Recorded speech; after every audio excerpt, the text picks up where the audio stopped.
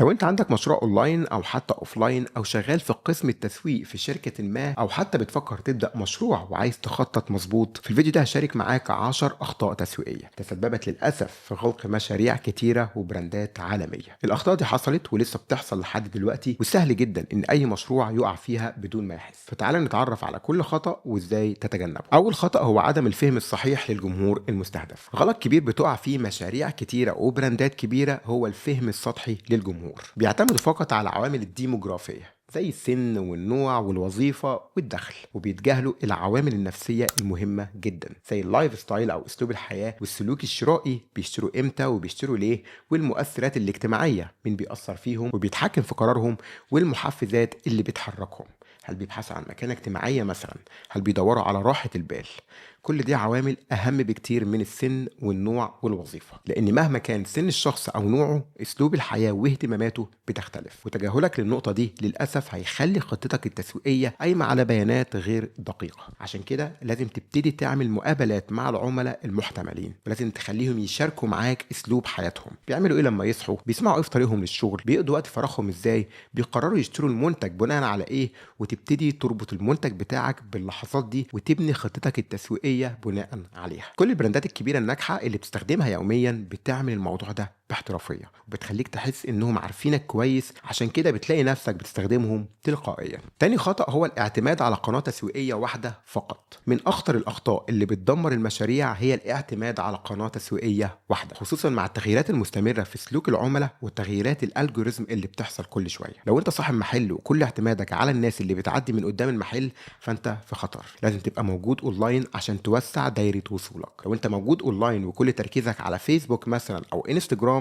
فانت برضو في خطر، لان لو حصل تغيير في الالجوريزم او المنصه قلت الريتش بتاعك، مبيعاتك هتقع فورا. المفهوم المهم هنا هو التشانل ميكس، وده معناه انك توزع جهودك التسويقيه على قنوات متعدده: سوشيال ميديا، ايميل ماركتنج، موقعك الالكتروني، محركات البحث والاس او، وحتى الاعلانات التقليديه لو مناسبه لجمهورك. والحل مش انك تكون في كل مكان، ولكن الحل انك تفهم جمهورك كويس زي ما اتكلمنا في اول نقطه، وتعرف هما بيقضوا وقتهم فين بالظبط، وتركز على القنوات التسويقيه دي. شركة زي نوكيا مثلا فضلت تعتمد على قنوات التوزيع التقليدية وما تبعتش التحول للإنترنت بسرعة كافية، وده كان واحد من الأسباب اللي خلتها تخسر حصتها في السوق. فالتنويع في القنوات التسويقية بيحميك من مخاطر زي دي وبيوصلك لجمهور أكبر. ثالث خطأ هو الاعتماد على الإعلانات فقط. الاعتماد الكامل على الإعلانات المدفوعة هو خطر كبير على أي بيزنس. الإعلانات المدفوعة مهمة ومفيدة، لكن لما تبقى هي المصدر الوحيد للمبيعات، أنت فعليا بتشتري مبيعاتك باستمرار. وده معناه إنك لو وقفت الإعلانات دي ليوم واحد،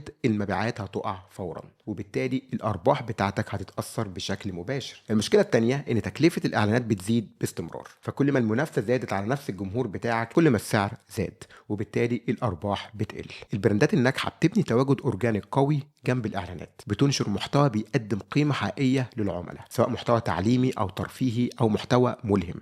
المحتوى ده بيبني الثقه وولاء، وبيخلي الناس تيجي للبراند من نفسها من غير ما تدفع فلوس لكل زياره. عندك شركه زي ريد بول مثلا بنت امبراطوريه كامله من المحتوى، الناس بتتابعهم عشان المحتوى مش عشان المنتج، وبالتالي التواجد الاورجانيك بتاعهم ضخم ومش معتمدين بس على الاعلانات. المحتوى الاورجانيك اللي زي ده بيشتغل ليك على المدى الطويل، وبيخليك تبني اصول حقيقيه للبراند بتاعك. رابع خطأ هو عدم تحديد نقطة بيع فريدة. السوق دلوقتي بقى مزدحم بشكل كبير، وفي تشابه كبير جدا بين الوعود اللي بتطلع من البراندات المختلفة. هتلاقي كل واحد بيقول ان هو احسن جودة، وكل واحد بيقول ان هو افضل سعر، وكل واحد بيقول ان هو عنده خدمة مميزة. وده خلى الناس تحس ان كل حاجة زي بعضها، وما عندهاش سبب حقيقي تختار براند عن التاني. عشان كده لازم من البداية تحدد نقاط البيع الفريدة بتاعتك.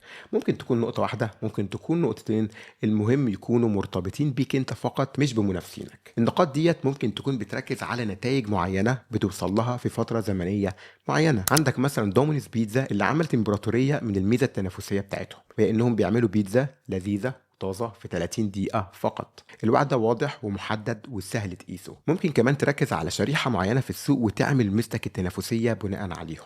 عندك تسلا مثلا ركزت على ناس مهتمة بالبيئة وعايزين سيارات كهربائية فاخرة. او ممكن تركز على ضمان معين بتقدمه مع المنتج، زي الشركات اللي بتقدم ضمان استرجاع الفلوس لو مش راضي عن الخدمة. المهم ان الميزة دي تكون واضحة وحقيقية، مش مجرد كلام تسويقي، ولازم تبقى حاجة العميل يقدر يلمسها ويحس بيها. خامس خطأ هو عدم بناء براند والمنافسة في السلع الاستهلاكية. الخطأ الشائع جدا هو تجاهل بناء براند حقيقي والتركيز بس على اللوجو والألوان وشكل الهوية البصرية، والحقيقة إن البراند أكبر بكتير من كده. البراند هو الانطباع والشخصية اللي بتكونها عن الشركة أو المنتج في ذهن العملاء، هو الشعور اللي بيحسوا بيه لما يسمعوا اسمك أو يشوفوا منتجاتك. البراند الحقيقي لازم يعكس هدفك من البيزنس، ليه انت موجود في السوق من الأساس، ولازم يعكس الصورة اللي العميل هيكتسبها من استخدام المنتج. هل هيحس بالثقة، بالتميز، بالانتماء لمجموعة معينة؟ في ساعات كتيرة جدا موجودة في السوق، لكن رولكس قادرة تخلي الناس تدفع عشرات الآلاف من الدولارات عشان البراند. الساعة نفسها بتقول الوقت زي أي ساعة تانية، لكن البراند بيقول انك ناجح ومتميز وعندك ذوق فاخر. نفس الكلام لنايكي، في احذيه رياضيه كتيره في السوق، لكن الناس بتدفع اكتر في نايكي عشان البراند بتاعها، عشان شعار جاست دو ات، وكل حاجه بيمثلها من تحدي وانجاز وطموح.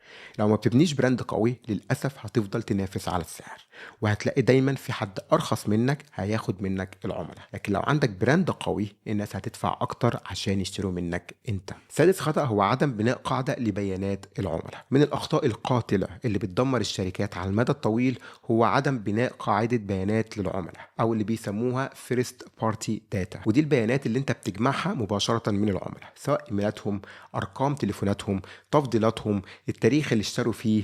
لما ما تكونش عندك الداتا دي للأسف انت بتعتمد على منصات تانية زي فيسبوك وجوجل عشان توصل للعملاء بتوعك، وده معناه انك مش المتحكم في علاقتك بالعملاء. عندك براند زي تويز اور اس، كانت من اكبر متاجر الالعاب في العالم، لكن واحدة من الأسباب الرئيسية لإفلاسها في الماضي إنهم ما كانوش بيجمعوا ولا بيستخدموا بيانات العملاء بشكل فعال.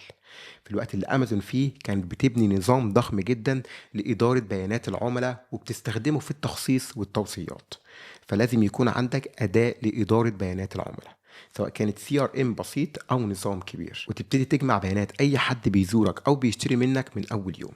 الإيميلات دي بتسمح لك إنك تتواصل مع العملاء بتوعك بشكل مباشر، تبعت لهم بقى عروض، تفكرهم بمنتجاتك، وتبني علاقة مستمرة معاهم. وفي الحالة دي لو حصل أي تغيير في منصات السوشيال ميديا أنت كده كده عندك قاعدة عملاء تقدر توصل لهم بشكل مباشر. سابع خطأ، تغيير المنتج عشوائيا.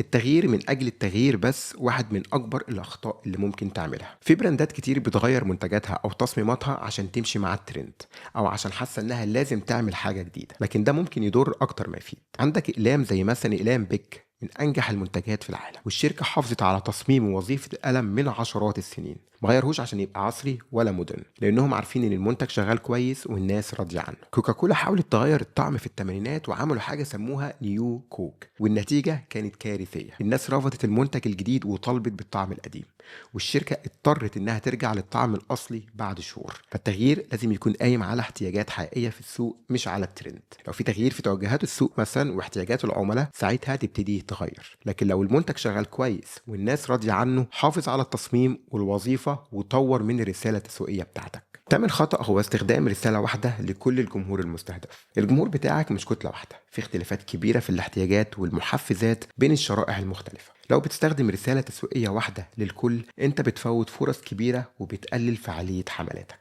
مثلا لو بتبيع لابتوبس، في ناس بتشتري عشان الجيمنج، وفي ناس تانية بتشتري عشان الشغل، وفي ناس تالتة بتشتري عشان الدراسة. كل شريحة من دول ليها محفزات مختلفة تماما. الجيمرز عايزين كارت شاشة قوي وسرعة، صاحب الشغل عايز بطارية تقعد فترة طويلة وخفة في الوزن، الطالب عايز سعر كويس. لو بعتلهم كلهم بنفس الرسالة مش هتلمس احتياجات أي حد منهم بشكل عميق. فالمطلوب هنا انك تقسم السوق بناء على الاحتياجات المختلفة دي، وتكتب رسائل تسويقية مخصصة لكل شريحة. ابل بتعمل الموضوع ده باحترافية، بيعملوا اعلانات مختلفة للايفون، واحد بيركز على الكاميرا للمصورين، واحد بيركز على الاداء للجيمرز، واحد بيركز على الخصوصية للناس المهتمة بالامان. كل رسالة بتتكلم مع شريحة معينة بلغتها واحتياجاتها. التخصيص ده بيزود فعالية الرسالة بتاعتك بشكل كبير وبيحسن معدلات التحويل او الكونفرجن ريت. تاسع خطأ هو استخدام المؤثرين الاجتماعيين بناء على عدد المتابعين مش التوافق مع البراند.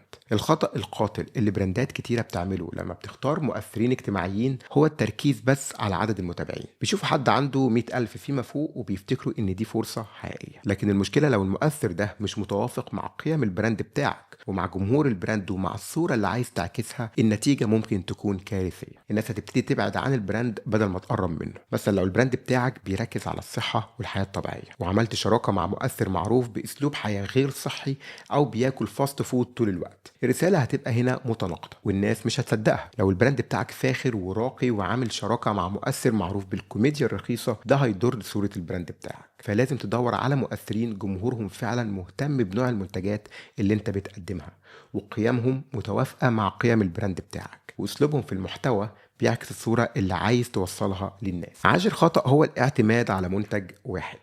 الاعتماد على منتج واحد فقط في البورتفوليو بتاع الشركة من أخطر الأخطاء الاستراتيجية. منتج واحد بيعرض البراند للمنافسين الجداد، وبيعرضه كمان لتغيرات السوق، وبيخليه كمان عرضة لأي مشكلة ممكن تحصل للمنتج ده.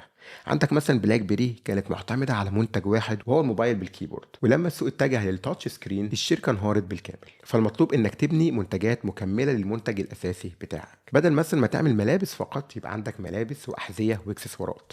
بدل مثلا ما تقدم كريم عناية بالبشرة يبقى عندك كريم عناية بالبشرة وشعر وعطور. ابل بدأت بالكمبيوتر، وبعدين ضافت الايبود، وبعدين ضافت الايفون، وبعدين الايباد، وبعد كده الساعة، وبعدين السماعات. كل منتج بيكمل التاني وبيخلق برودكت ايكو سيستم كامل. الناس لما بتشتري ايفون بتبقى اقرب انها تشتري سماعات واقرب انها تشتري ساعات، لان المنتجات بتشتغل مع بعض بسلاسه. والبرودكت ايكو سيستم ده مش بس بيزود مبيعاتك، لكن كمان بيحمي الشركه من المخاطر.